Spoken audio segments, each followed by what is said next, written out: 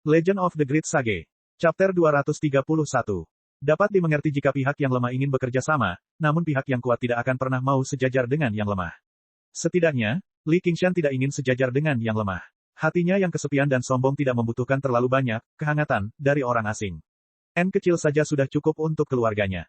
Ekspresi para penggarap pengembara semuanya berubah. Baru saja, kultivator wanita yang ingin berbagi tubuhnya mengutuk dengan suara rendah, egois. Semua kultivator pengembara mengikuti, egois, egois, egois.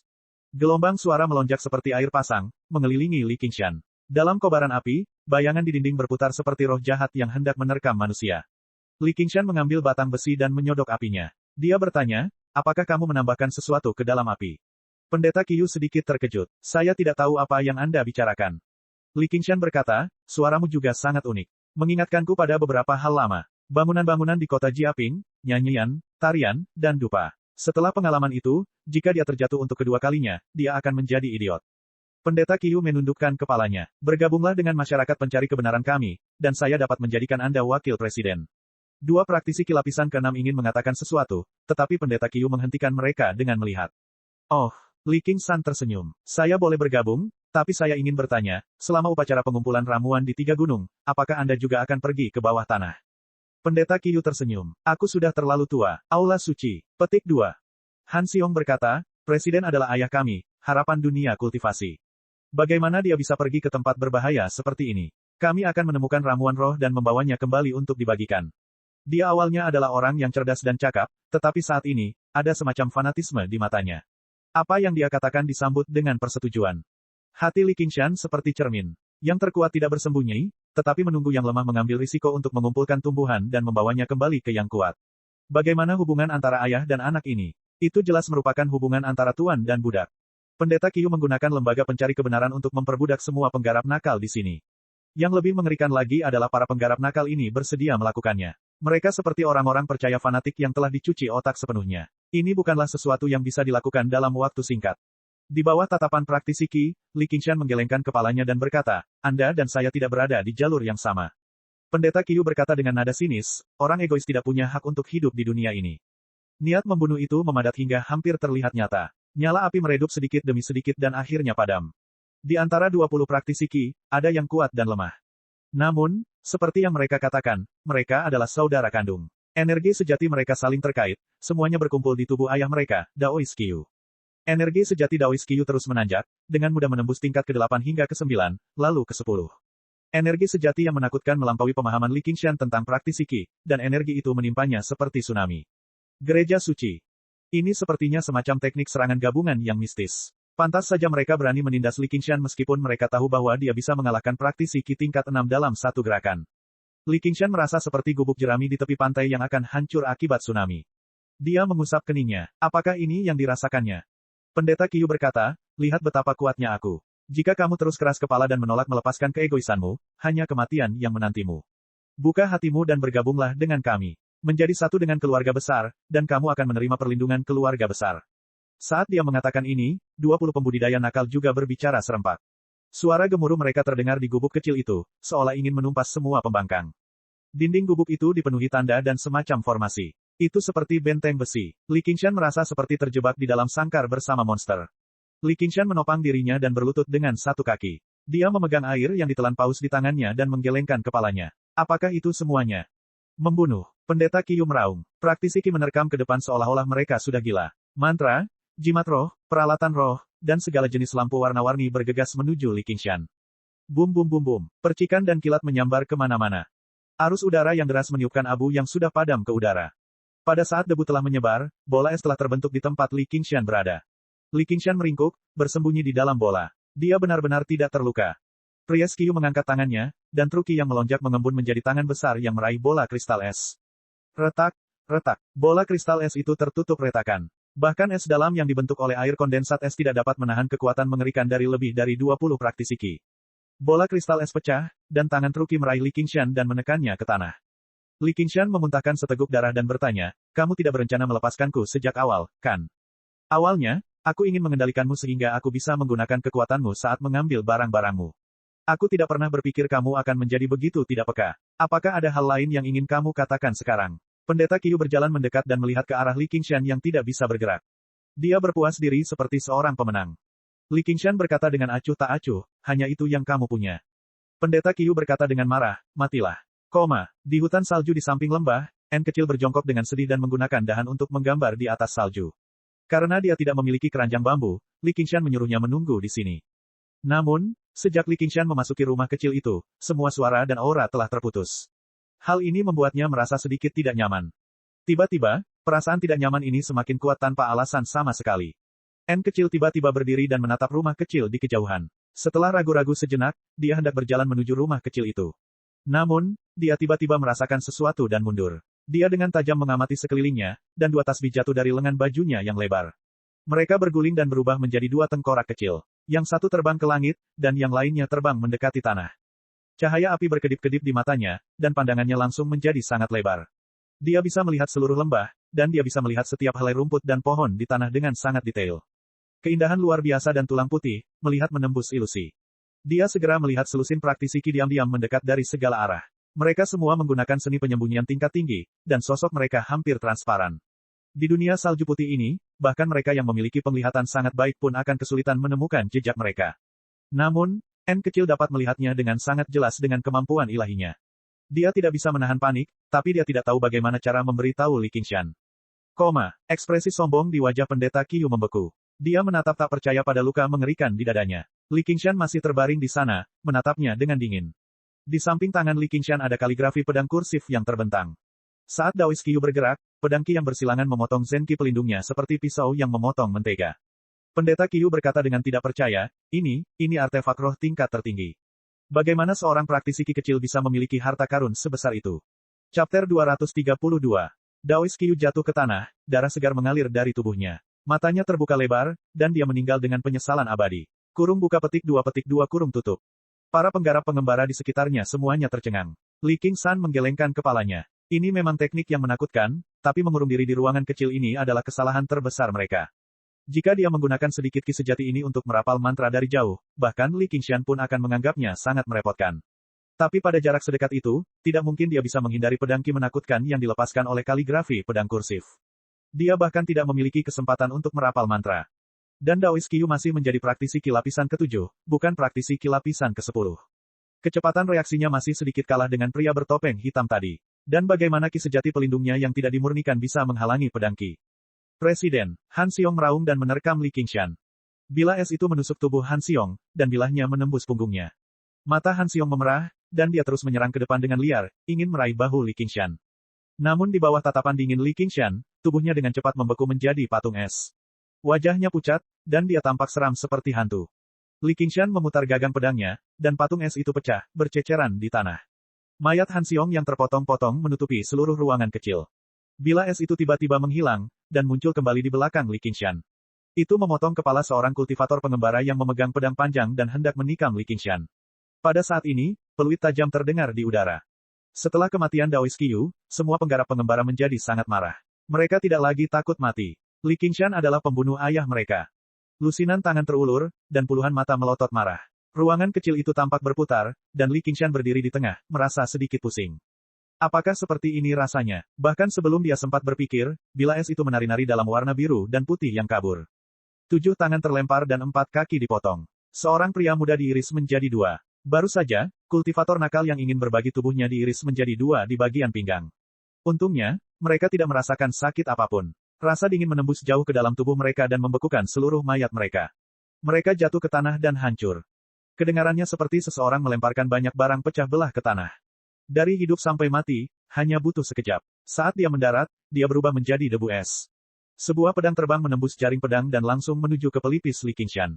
Tanpa menoleh, Li Qingshan mengangkat tangannya dan mencubit pedang terbang itu. Pedang terbang itu bergetar seperti ular kecil, tapi tidak bisa melepaskan diri. Li Qingshan memiringkan kepalanya dan menatap mata praktisi Qi lapisan ke-6. Dengan lambaian tangannya, pedang terbang itu melesat tak terkendali dan tertanam jauh di dalam pintu kayu, ekor pedangnya bergetar tanpa henti. Praktisi Qi lapisan ke-6 lainnya tergeletak di tanah dengan panik. Baru saja, dia ingin mengaktifkan formasi dan melarikan diri. Jika bukan karena reaksi cepatnya, dia pasti sudah tertusuk kepalanya. Keduanya adalah anggota inti dari masyarakat pencari kebenaran. Mungkin karena mereka cukup kuat sehingga tidak bisa dikendalikan. Mereka tidak segila kultivator nakal pada umumnya. Begitu pendeta Qiyu meninggal, mereka bergegas maju tanpa peduli. Yang satu ingin menyelinap menyerang, yang lain ingin melarikan diri. Tangan kiri Li Qingshan juga memegang gagang pedangnya. Sekarang dia memegangnya dengan kedua tangan, ujung bilahnya mengarah ke belakang saat dia sedikit berjongkok. Sosok Li Qingshan menghilang. Angin dingin menyapu debu es seperti naga es yang marah, menyerbu ke arah praktisi kilapisan ke-6 yang ingin menyelinap menyerang. Semua pembudidaya nakal yang menghalangi jalur naga es dihancurkan dan diubah menjadi bagian dari debu es. Praktisi kilapisan ke-6 terkejut. Dia bereaksi dengan cepat dan mengeluarkan jimat api merah bermutu tinggi untuk mengaktifkannya. Dia berteriak, "Matilah!" Praktisi kilapisan ke-6 di pintu berteriak, "Tidak!" Jimat api merah itu telah menyemburkan api yang menyerupai nafas naga api. Naga es dan naga api bertabrakan. Ledakan. Sebuah ledakan keras mengguncang seluruh lembah. Aula suci. Atap gubuk terpencil di lembah terangkat beberapa kaki akibat gelombang kejut dan hancur berkeping-keping di udara. Kepulan asap putih mengepul dari gubuk. Karena susunannya, gubuk tersebut masih mempertahankan struktur aslinya, namun hangus hitam di mana-mana. Selusin sosok yang diam-diam berkumpul di sekitar buru-buru berjongkok dan memandangi rumah kecil tidak jauh dari sana dengan kaget, tidak tahu apa yang telah terjadi. N kecil menghela nafas lega. Dia sudah merasakan aura Li Qingshan. Bila air yang ditelan paus di tangan Li Qingshan telah berubah menjadi bentuk yang aneh. Ujung bilahnya memanjang ke segala arah, membentuk bola es besar yang menutupi Li Qingshan. Meski sangat tipis, itu cukup untuk memblokir ledakan jimat api merah. Tepi bilah yang panjang dan sempit telah menyematkan praktisi kilapisan ke-6 ke dinding yang hangus. Bila air yang ditelan paus ini sangat berguna baginya. Dengan kemampuannya bereaksi dalam pertempuran, dia mampu memanfaatkan sepenuhnya transformasi pedangnya. Namun, karena dia hanya berada di lapisan keempat pemurnian Qi, dia masih belum bisa sepenuhnya mengendalikan senjata spiritual tingkat tinggi ini. Jika bukan karena fakta bahwa dia mengolah Qi sejati air Gui dan Qi aslinya sangat murni, dia tidak akan mampu menampilkan kekuatan seperti itu. Li Qingshan mencabut pedangnya, dan praktisi Qi meluncur turun dari dinding dan mendarat di tanah dengan keras. Li Qingshan berbalik. Satu-satunya orang yang masih hidup yang tersisa di ruangan itu adalah praktisi Qi lapisan ke-6 di pintu, tetapi dia juga terluka parah. Pintu kayu yang ingin dia buka telah terbuka, dan formasinya telah hilang sepenuhnya. Dia merangkak keluar dengan susah payah. Para penggarap pengembara lainnya semuanya telah berubah menjadi mayat hangus dalam ledakan tersebut.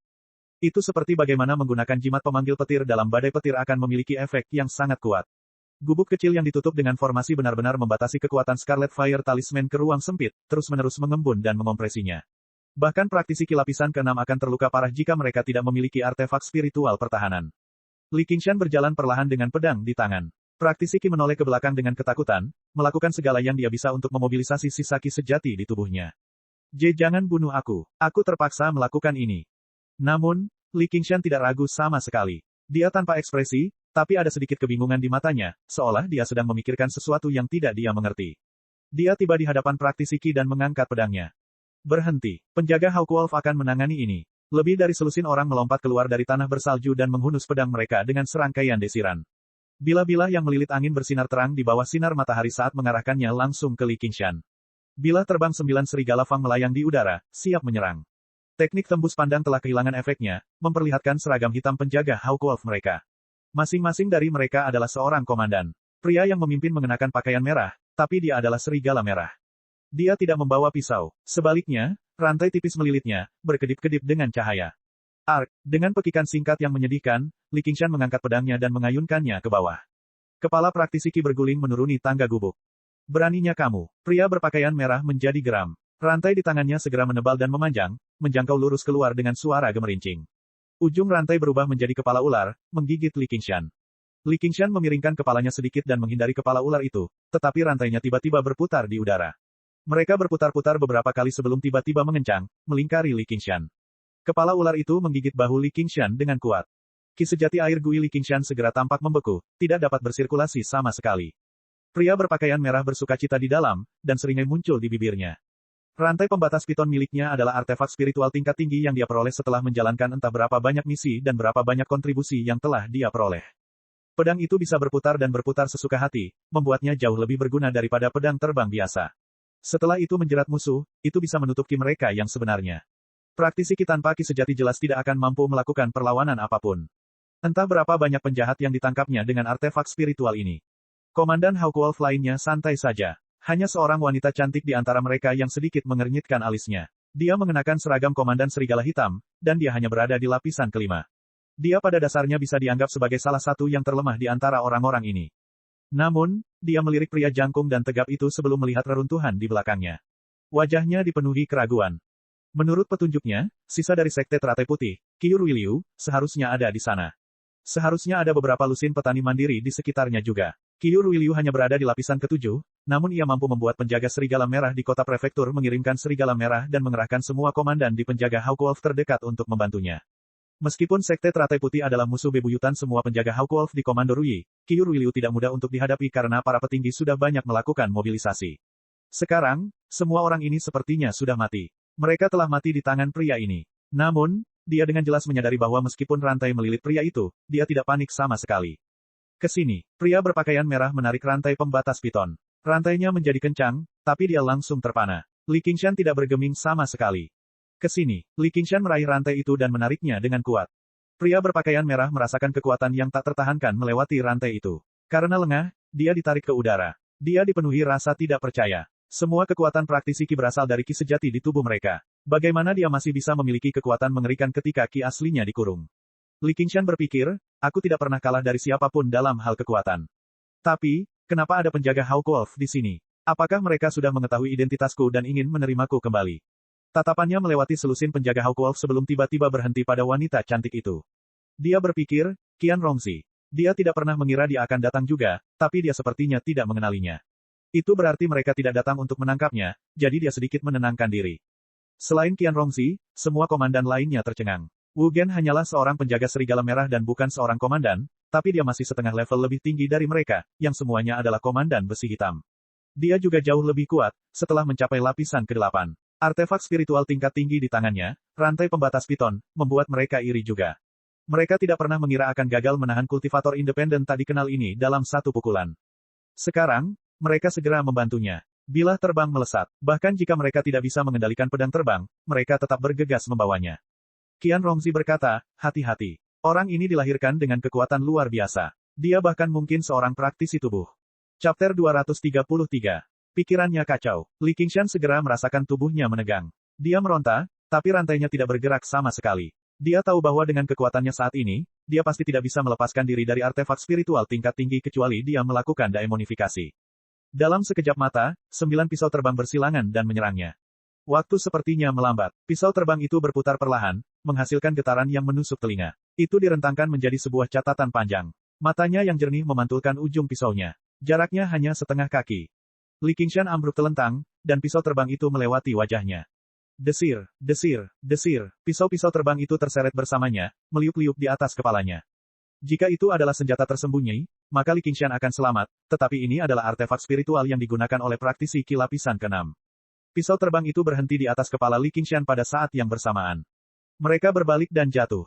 Li Qingshan berguling-guling di tanah. Berdebar, berdebar, berdebar, berdebar. Pisau terbang itu menusuk ke tanah yang baru saja dia terguling, membuatnya semakin dalam bahaya. Ekspresinya masih sangat tenang, namun kebingungan di matanya tampak semakin dalam. Apakah ini bahaya yang dia rasakan? Kenapa dia ada di sini? Dan kenapa dia dikelilingi oleh orang-orang ini? Dia telah dikhianati, diburu, dipaksa, dan dikepung. Segala sesuatu yang semula sangat jelas kini menjadi rumit, berantakan. Pikirannya berpacu, tapi dia tidak berhenti sama sekali. Dia telah mengarahkan air yang ditelan paus ke rantai dan menyemprotkan air kondensat es. Dengan bagian terakhir dari Qi sejati air Gui, dia membekukan lapisan es tebal di atasnya. Li Qingshan mundur. Pada saat rantai itu menghancurkan es, dia sudah melarikan diri. Qi sejatinya segera mulai beredar kembali. Dia dengan paksa memutar tubuhnya dan menghindari pisau terbang selebar rambut lagi, mundur ke dalam gubuk dengan cepat. Gubuk itu tidak terbuat dari kayu biasa. Meskipun formasinya telah dihancurkan, formasi itu masih sekuat logam, sehingga dia bisa bersembunyi untuk sementara. Penelanan air oleh paus memuntahkan bilah kristal. Li Qingshan mengerutkan kening dan membentak, bisakah penjaga Hawkwolf memperlakukan kehidupan manusia seperti rumput? Wu Gen terkejut. Dia tidak berpikir bahwa seseorang akan dapat melarikan diri dari rantai pembatas piton miliknya. Melihat alat roh di tangan Li Qingshan, matanya bersinar. Dia mengangkat tangannya dan berkata, berhenti menyerang dan kelilingi dia. Para penjaga Hawkwolf segera mematuhi perintah dan terbang mengelilingi gubuk. Wu Gen kemudian berkata, kami di sini untuk menangkap sisa kejahatan dari Sekte Teratai Putih, Qiu Ruiliu. Saya melihat bahwa Anda adalah salah satu dari sisa kejahatan dari Sekte Teratai Putih, dan Anda masih berani menolak penangkapan.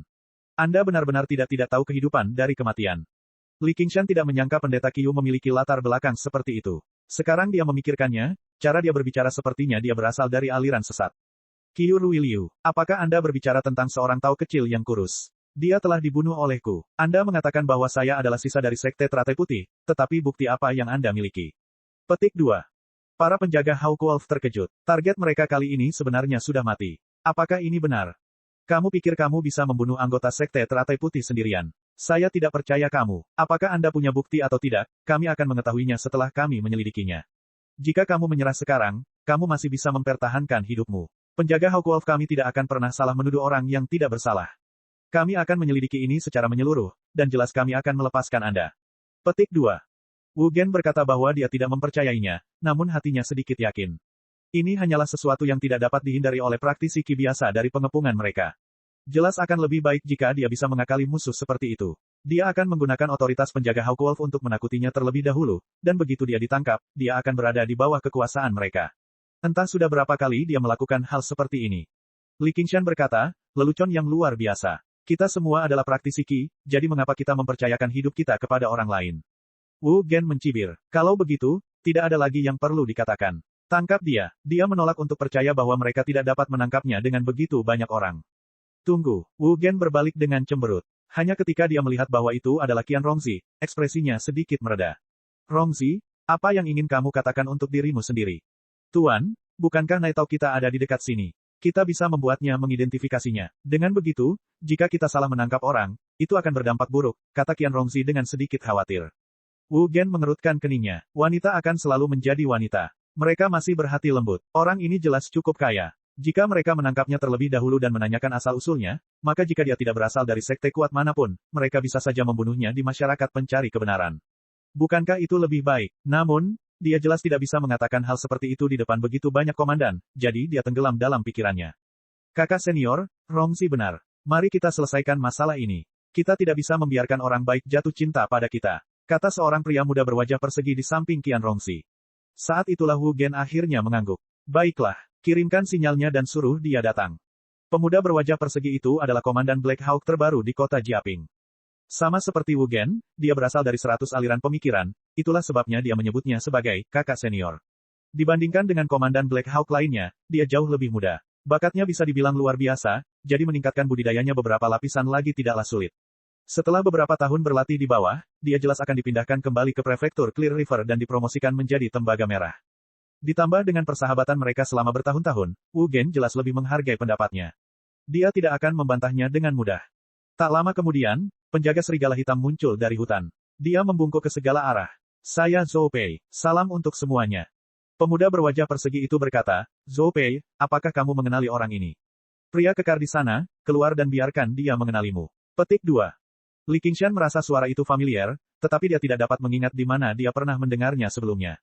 Dia tiba di pintu masuk dalam sekejap dan menatap mata penjaga serigala hitam. Keduanya berkata secara bersamaan. Zhu Wei, tidak, Juxia. Zhou Pei ini adalah praktisi Qi Zhou Wei yang tidak suka banyak bicara di sisi Han Xiong saat pertama kali bertemu dengannya. Dia tidak pernah berpikir dia benar-benar akan menjadi Naitao. Yang disebut Naitao adalah elang yang tidak pernah melihat cahaya siang hari. Itu adalah posisi yang sangat istimewa dalam penjaga Hawkwolf. Mereka akan menyusup ke berbagai organisasi dengan identitas berbeda dan mengumpulkan informasi. Jaringan informasi di dunia manusia dapat dibangun dengan menyuap beberapa orang Jianghu. Namun membangun jaringan seperti itu dalam dunia budidaya membutuhkan para penggarap. Karena pekerjaan ini sangat berat, tidak hanya memalukan, tetapi bahkan dapat dengan mudah membahayakan nyawa seseorang, apapun budidayanya, mereka semua dikenal sebagai elang. Li Qingshan hanya mendengar perkenalan kasar ketika dia bergabung dengan penjaga Hawkwolf. Ini adalah pertama kalinya dia melihat orang seperti ini. Zhou Wei, atau Zhou Pei, segera melaporkan apa yang terjadi di toko buku dan restoran hari itu, membuktikan bahwa Li Qingshan memang telah ditipu dan bukan anggota masyarakat pencari kebenaran.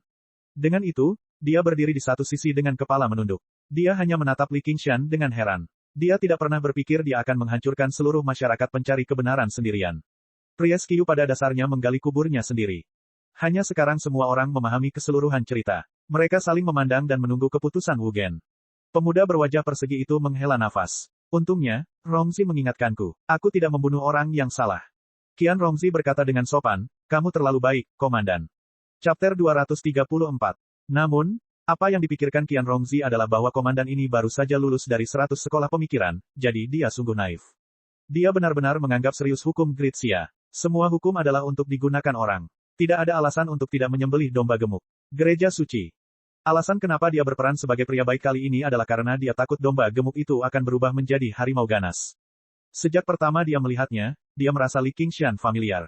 Jika itu Yu Zijian atau Hua Chenglu, maka dia pasti familiar. Dia tidak akan terlalu memikirkannya. Justru karena sosok besar Li Qingshan terlalu mengejutkan sehingga orang-orang malah salah paham tentangnya. Dia merasa dia tidak akan pernah melupakan orang ini jika dia pernah melihatnya sebelumnya.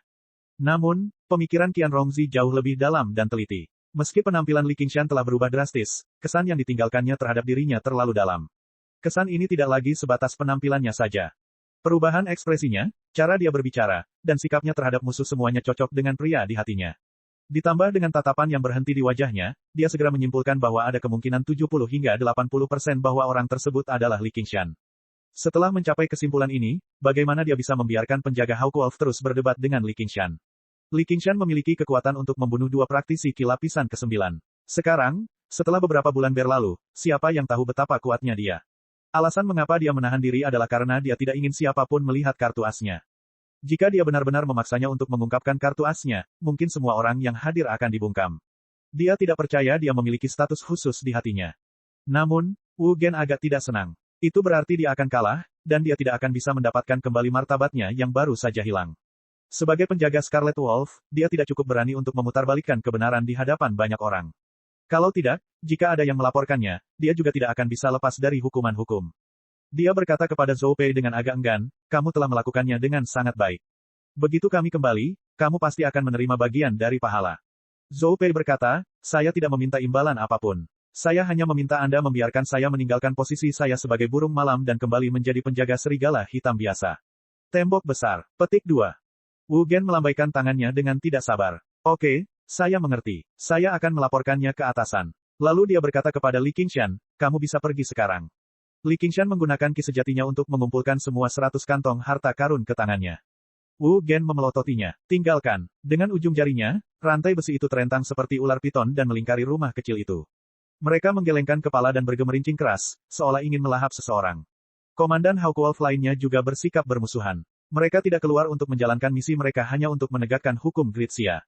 Rampasan pertempuran musuh-musuh mereka merupakan sumber pendapatan yang sangat penting. Bagaimana mereka bisa melihat orang lain mencelupkan jari mereka ke dalamnya?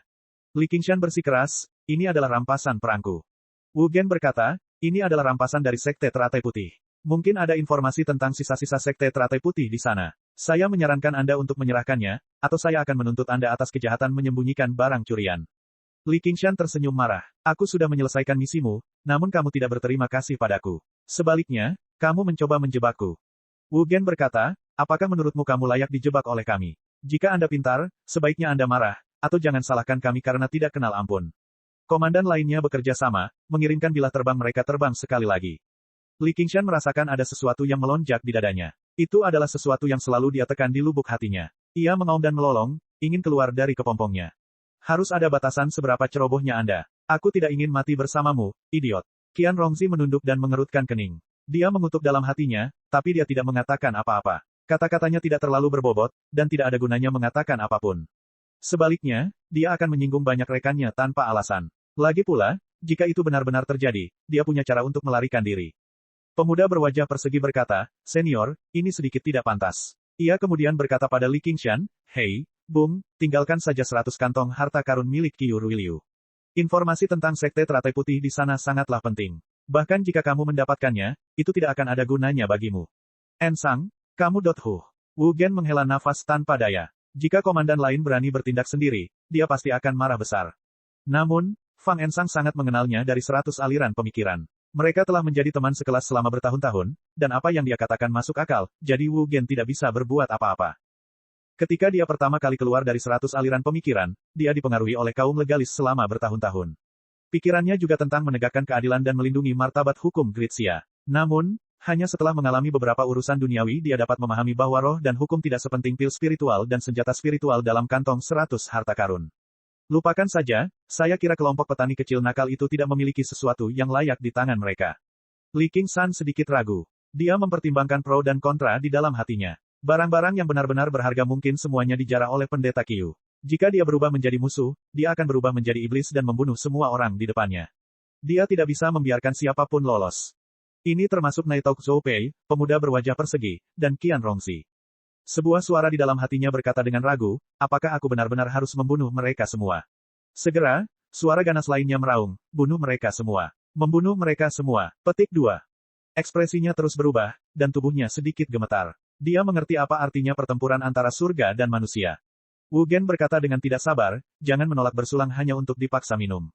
Li Qingshan tiba-tiba mengangkat kepalanya, 100 kantong harta karun Qiu Ruiliu tidak ada bersamaku. Wu Gen berkata dengan marah, kamu berani menipuku. Rantai pembatas piton melilit rumah kayu tersebut, dan rumah kayu tersebut hancur total. Serpihan kayu beterbangan kemana-mana. Li Qingshan berkata dengan jelas, saya mengatakan yang sebenarnya. Baru saja, ketika dia sedang memeriksa kantong 100 harta karun, dia tiba-tiba menyadari bahwa ada satu yang hilang. Dia tahu berapa banyak musuh yang ada dalam pertempuran tadi. Yang hilang adalah milik pendeta Qiu. Mayat pendeta Qiu sudah hilang. Dia awalnya mengira itu hancur total dalam ledakan. Sekarang dia memikirkannya, bahkan jika itu hancur berkeping-keping, mustahil untuk tidak meninggalkan jejak. Namun, tidak ada apapun di lapangan. Li Qingshan mengerutkan kening dan sampai ke tempat di mana mayat pendeta Qiu baru saja tergeletak di tanah. Dia mengambil beberapa langkah ke kiri dan ke kanan, dan dengan mengayunkan pisaunya, dia membelah lantai dan memperlihatkan sebuah lubang gelap. Dia tidak tahu kemana arah lubang itu.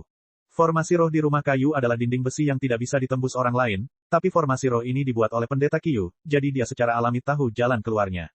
Ternyata dia sudah menyiapkan jalan keluarnya. Meskipun dia terkena ki pedang kaligrafi pedang kursif dari jarak dekat, dia masih memiliki ki sebenarnya dari lebih dari 20 orang yang melindunginya. Meski terluka parah, dia tidak langsung mati. Dia tahu bahwa dia bukanlah lawan Li Qingshan, jadi dia hanya berbaring di tanah, menutup napas, dan berpura-pura mati. Risiko pertaruhan ini cukup besar. Jika Li Qingshan merasakannya dan dengan santai menindaklanjutinya dengan sebuah tikaman, dia bahkan tidak akan memiliki kesempatan untuk melakukan perlawanan. Namun saat itu, rumah kayu itu berantakan. Di bawah pengepungan begitu banyak praktisi Qi, Li Qingshan tidak takut, tetapi pikirannya masih terpengaruh. Pada akhirnya, selama ledakan, ketika indera pendengaran, penciuman, dan penglihatan Li Qingshan semuanya terpengaruh, pendeta Qiu menggunakan kesempatan ini untuk membuka jalan rahasia dan melarikan diri. Li Qingshan terkejut dengan kelicikan dan kehati-hatian sekte teratai putih. Tidak mengherankan jika mereka adalah organisasi kuat yang mampu melawan Gu Yanying dan bahkan seluruh pengawal Hawkwolf di Komando Rui. Dia berbalik dan mengayunkan pedang esnya, mengabaikan rantai di sekelilingnya. Jika kamu tidak percaya padaku, datanglah padaku. Qian Rongzi berjalan menuju Li Qingshan dengan cepat. Fang Ensang mengulurkan tangannya. Jangan pergi. Dia ingin menghentikan Qian Rongzi, tapi dia takut dia akan membuat Li Qingshan khawatir jika dia bertindak gegabah. Para penjaga Hawkwolf berkeringat demi Qian Rongzi. Pria yang kejam dan besar ini sangat kuat. Jika dia benar-benar menyerang seseorang, Qian Rongzi mungkin akan mati di tempat. Di bawah tatapan semua orang, Qian Rongzi melewati Li Qingshan dan memeriksa lubang di tengah rumah. Li Qingshan mengerutkan kening. Wanita ini bukanlah seseorang yang mau mengambil risiko sebesar itu demi urusan resmi. Apakah dia menemukan sesuatu? Qian Rongzi bahkan tidak meliriknya. Setelah memeriksanya dengan cermat, dia mengangkat kepalanya dan berkata, dia benar. Ada jejak kaki baru di bawah sana. Qiu Ruiliu sudah melarikan diri. Dia pasti terluka. Tuan, ayo cepat dan lacak dia. Jika kita menunda lebih lama lagi, dia akan bisa melarikan diri. Semua penjaga Hawkwolf menghela nafas lega. Kesimpulan ini sesuai dengan harapan mereka. Qiu Ruiliu sangat licik. Dia telah gagal beberapa kali dalam pengepungan, jadi bagaimana seorang kultivator independen bisa membunuhnya dengan mudah. Mereka bahkan sedikit mengagumi Qian Rongzi. Tingkat kultivasi wanita ini tidak terlalu tinggi, namun keberaniannya luar biasa. Paling tidak ada satupun dari mereka yang berani mendekatinya seperti itu. Bahkan Wu Gen mengangguk memuji. Dengan dukungan orang seperti itu, Ensang akan mudah menjadi komandan Black Hawk. Dia tidak akan tetap naif. Dia tidak tahu bahwa kenaifan Fang Ensang telah menyelamatkannya dari kematian, sementara apa yang disebut keberanian Qian Rongzi dibangun berdasarkan perencanaan yang cermat. Wu Gen memahami betapa parahnya situasi ini. Dia menyimpan rantai piton konstriktor dan terbang ke dalam lubang terlebih dahulu, melewati Li Qingshan. Dia mendengus dingin. Anggaplah dirimu beruntung. Lebih dari selusin penjaga Hawkwolf memasuki lubang satu persatu. Qian Rongzi adalah yang terakhir. Dia melirik Li Qingshan dan tersenyum sebelum menghilang ke dalam lubang juga. Beberapa saat kemudian, lembah Quiet Spring kembali tenang. Li Qingshan menuruni tangga dan duduk di atasnya. Dia bersandar pada tangannya dan tenggelam dalam pikirannya. Hasil akhir dari pertarungan antara manusia dan alam kali ini adalah berhenti di situ. Namun, pertarungan yang lebih besar antara manusia dan alam terjadi di dalam pikirannya. Itulah batas antara manusia, abadi, Buddha, dan iblis. Konflik yang sebenarnya bukan berasal dari dunia luar, melainkan dari dalam diri sendiri. Itu adalah serangkaian pertanyaan yang tidak bisa dia jawab, sebuah jawaban yang tidak bisa dia pilih. Namun, pasti ada jawabannya. Tidak semua pertanyaan bisa dihindari. Dia tidak bisa menghindarinya, dia juga tidak ingin menghindarinya. Meskipun tidak ada jawaban yang diinginkannya, dia tetap harus menentukan pilihan. Hidup bukanlah tentang melakukan apa yang Anda inginkan. Ini bukan tentang melakukan apa yang Anda suka. Melalui pilihan-pilihan yang sulit, atau bahkan menyakitkan, inilah orang-orang dapat bertumbuh, dari seorang anak yang tidak tahu apa-apa menjadi orang seperti apa yang mereka inginkan. Apakah kamu siap? Hehe, akhirnya aku menemukanmu. Chapter 235. Li Qingshan menghela nafas dengan lembut dan berdiri dengan tangan di atas lutut. Ia seperti seorang petinju yang belum pulih dari pertandingan sebelumnya sebelum dipaksa masuk ring lain. Itu. Namun, tidak ada rasa takut sama sekali di matanya. Pasti ini dia. Sebelum dia menyadarinya, salju sudah mulai turun lagi. Sosok-sosok yang berkelap-kelip melewati tirai salju. Jubah sutra mewah mereka berkibar tertiup angin, tapi tidak meninggalkan satupun bekas di salju. Mereka seperti hantu di salju. Para hantu memandang Li Qingshan seperti pemburu yang telah menemukan mangsanya. Mereka merasa nyaman. Jika mereka sedikit berhati-hati, itu karena mereka khawatir mangsanya akan kabur. Kakak laki-laki pertama, menunjuk ke arah Li Qingshan dan bertanya, adik laki-laki Song, apakah ini orang yang kamu cari? Song Ming berkata dengan kesal, kakak pertama, itu dia. Praktisi ki lapisan keempat. Kakak laki-laki pertama mengerutkan bibirnya dengan sangat meremehkan. Song Ming, bukankah kamu terlalu tidak berguna? Kamu adalah praktisi ki lapisan keenam, namun kamu sebenarnya telah dikalahkan oleh seseorang yang lebih lemah darimu. Dan awalnya aku mengira dia adalah orang yang kuat. Para murid Gunung Visions Grace tertawa terbahak-bahak. Mereka hanya merasa lebih santai dan bahagia. Mereka sama sekali tidak menganggap serius Li Qingshan. Wajah Song Ming memerah. Kakak pertama, tingkat kultivasinya sebagai praktisi ki tidak bagus, tapi dia adalah ahli dalam praktisi tubuh. Dia menerima serangan telapak tangan dariku dan keluar tanpa cedera. Kamu tidak boleh gegabah. Li Qingshan menutup matanya dan merasakan. Praktisi ki lapisan ke-9, 2 praktisi ki lapisan ke-8, 5 praktisi ki lapisan ke-7, dan 10 praktisi ki lapisan ke-6. Apakah ini kekuatan sebuah sekte? Hanya dengan melakukan daemonifikasi dia bisa melawan mereka, tapi kemungkinan besar dia akan mengalahkan senior mereka jika dia bertarung di sini. Lihat, orang ini menutup matanya. Apakah dia sudah pasrah dengan nasibnya? Seorang murid dari Gunung Visions Grace tersenyum. Bahkan sebelum dia selesai berbicara, kabut tebal muncul, bergelombang seperti ombak. Li Qingshan berbalik dan menghilang ke dalam kabut. Itu. Oh tidak, itu jimat kabut. Dia mencoba melarikan diri. Song Ming berteriak. Seolah-olah seseorang telah memetik awan dari langit, kabut dengan cepat memenuhi seluruh lembah. Kabut putih bersih sangat tebal, sehingga orang bahkan tidak dapat melihat jari mereka sendiri. Isinya berisi ki spiritual air, bahkan penglihatan praktisi ki pun sangat terpengaruh. Kakak tertua mendengus dingin, trik tidak penting. Dengan jentikan lengan bajunya, mantra diucapkan, dan hembusan angin kencang bertiup, menghilangkan kabut. Lembah itu dipenuhi deru angin, menyebabkan pakaian semua orang berkibar kencang. Sosok Li Qingshan tiba-tiba muncul. Dia sudah bergegas ke lereng bukit di kejauhan dan melarikan diri dengan kecepatan yang sangat cepat. Karena dia tidak bisa melawan, dia hanya bisa melarikan diri. Teknik angin liar kakak tertua benar-benar hebat. Kamu terlalu naif untuk berpikir bahwa kamu bisa melarikan diri dengan tipuan sekecil itu. Para murid dari Gunung Visions Grace memujinya. Mereka tidak melambat sama sekali. Lengan baju mereka berkibar tertiup angin saat mereka mengejar Li Qingshan. Saat itu, ketika Song Ming terbang ke Proud Sword Manor, dia sudah dianggap sangat percaya diri. Namun, setidaknya ada selusin orang di sini yang lebih kuat darinya. Setiap kali mereka terbang, mereka akan menempuh jarak 100 sang. Kebanggaan muncul di wajah kakak laki-laki tertua. Baru setelah semua adik laki-lakinya berangkat barulah dia mengibaskan lengan bajunya dan melepasnya. Dia mengejar semua orang meskipun dia berangkat nanti. Dia memimpin dan dengan cepat menutup jarak antara dia dan Li Qingshan. Li Qingshan menggunakan Demon Harimau mendaki gunung dan melompat ke puncak gunung. Mendengar siulan itu, dia tiba-tiba menoleh ke belakang. Kakak laki-laki tertua mencapai ketinggian yang lebih tinggi dari puncak gunung dan berteriak, Pack of the Golden Vision. Tangan kanannya membentuk kepala burung pegar, dan dia mematuk Li Qingshan dari jauh. Dia seperti burung pegar emas yang mematuk serangga di tanah. Dia melakukannya dengan sangat mudah, seolah-olah itu bukan apa-apa. Namun, Li Qingshan merasa sedang menghadapi bencana besar, karena dia memainkan peran sebagai bak ini. Paru emas yang besar menembus udara. Dia telah menggunakan teknik terhebat dari Gunung Visions Grace. Para murid dari Gunung Visions Grace semuanya menghela nafas takjub di dalam.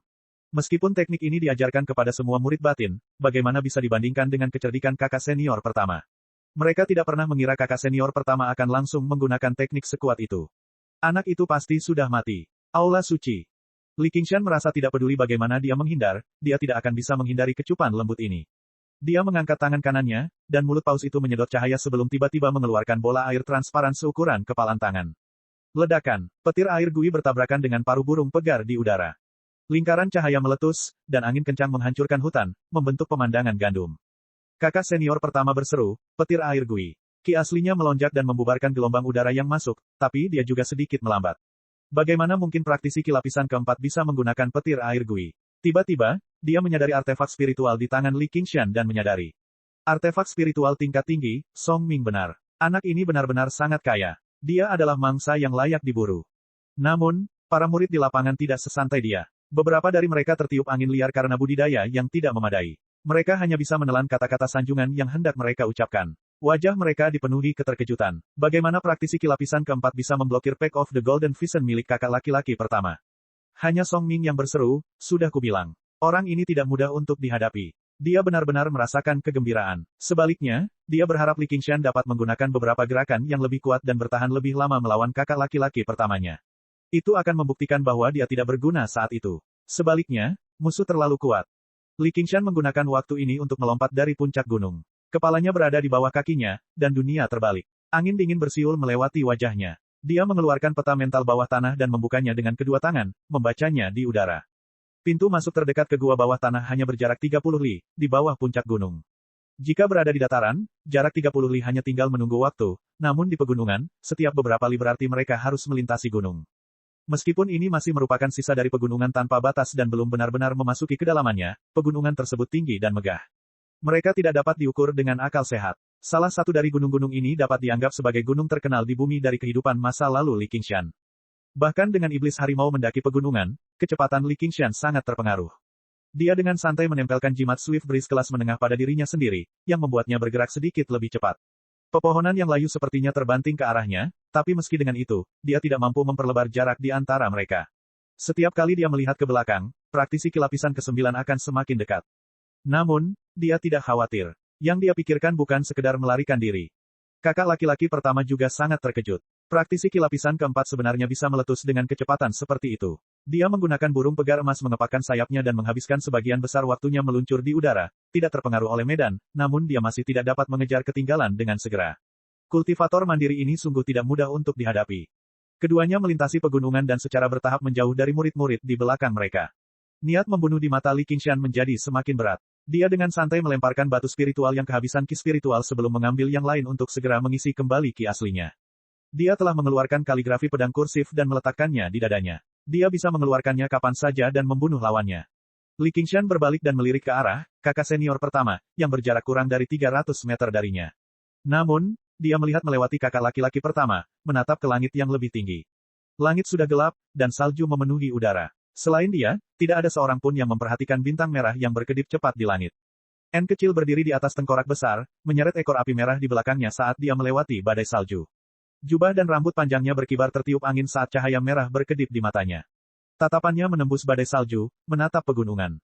Malam bersalju seperti ini, daerah pegunungan seperti ini, dan pemandangan seperti ini semuanya terasa familiar. Tanpa disadari, 1 tahun telah berlalu. Namun, kali ini, dia tidak akan selemah sebelumnya. Dia tidak perlu menonton tanpa daya saat dia pergi sendirian dengan putus asa.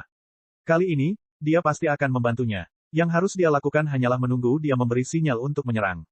Li Qingshan berpikir dalam hati, sedikit lebih jauh, sedikit lebih jauh. Kakak laki-laki pertama tidak tahu bahwa dia telah jatuh ke dalam perangkap di mana dunia berpotongan. Peran pemburu dan mangsa diam-diam telah bertukar. Dia tidak pernah membayangkan bahwa praktisi kilapisan keempat dapat membahayakan dirinya sama sekali. Sekali lagi, Li Qingshan mendaki ke puncak gunung yang tinggi. Kakak senior pertama mengambil kesempatan ini untuk menutup jarak antara mereka hingga 300 kaki.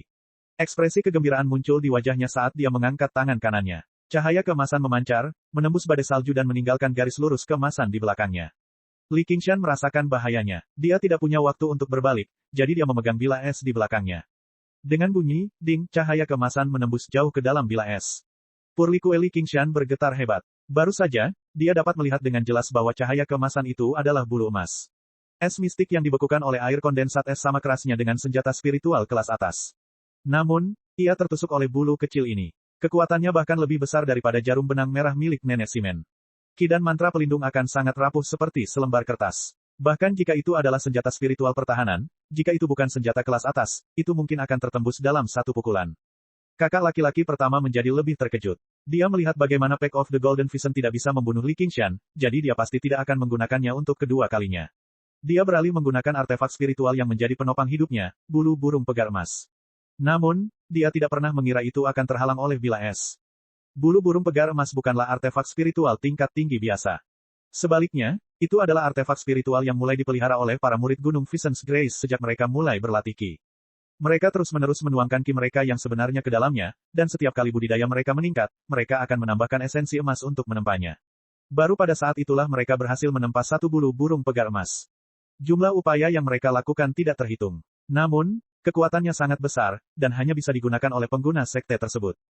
Li Qingshan tidak melompat ke lembah yang gelap gulita. Sebaliknya, dia berhenti dan berbalik. Bila es di tangannya dengan cepat berubah bentuk, membungkus bulu burung pegar emas dan mengubahnya menjadi bongkahan es besar.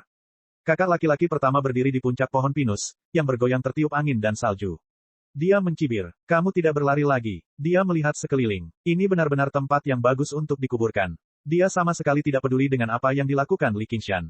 Li Qingshan berkata, saya akan mengembalikan apa yang Anda katakan. Dia sudah menyemprotkan semua air kondensat es, membungkus bulu burung pegar emas menjadi sebuah bola. Dia menginjaknya. Kakak laki-laki pertama mendengus dingin. Keras kepala dan keras kepala. Anda masih menggunakan trik kecil ini. Saya akan menunjukkan kepada Anda kekuatan Gunung Vincent's Grace. Cahaya burung pegar emas. Petik 2. Bulu burung pegar emas meletus dengan cahaya yang menyilaukan, menyinari bola es sepenuhnya dan mengubahnya menjadi emas. Itu adalah pemandangan yang indah. Namun, Li Qingshan dapat merasakan bahwa es itu mencair dengan cepat, seolah-olah ditekan oleh kekuatan bulu burung pegar emas. Ia tidak mampu menjebak bulu burung pegar emas. Kakak laki-laki pertama terjun ke bawah. Jadilah lebih pintar di kehidupanmu selanjutnya. Jangan menyinggung murid-murid Gunung Anugerah Burung Pegar. Cek cek cek cek cek cek cek cek. Subscribe channel, like, share dan komentar.